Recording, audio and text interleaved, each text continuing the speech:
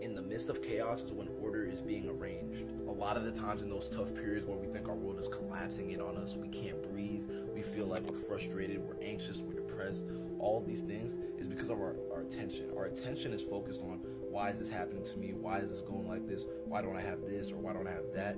And that is wrecking us completely, mentally and physically.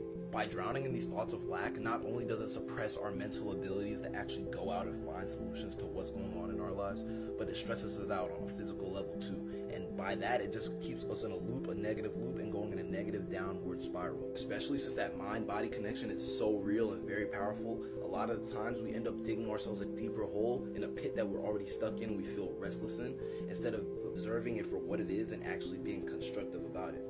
For every negative situation that you are in, there's a positive that you can extract from that, no matter how small it is, and vice versa.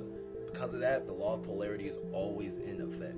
By looking for and picking these positive nuggets out of these negative situations, you can flip the whole cycle around on its head and create forward momentum for yourself. Alright, so toxic positivity is the dismissal or avoidance of negative emotions and experiences. We're not doing that shit. To be a mental alchemist is to observe and recognize the situation that you're in and not to sink yourself into it. Being a mental alchemist is all about, how can I use the situation that I'm in right now, use as much of it as possible to change my situation and flip it to the opposite, the end result that I actually want.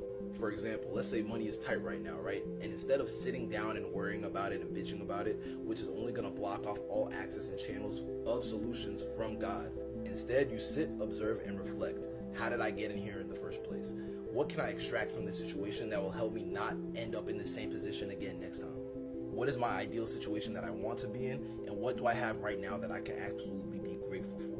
Bro, the Bible literally says, do not be afraid, not to fear, do not worry, 365 times. So that's one for every single fucking day of the year.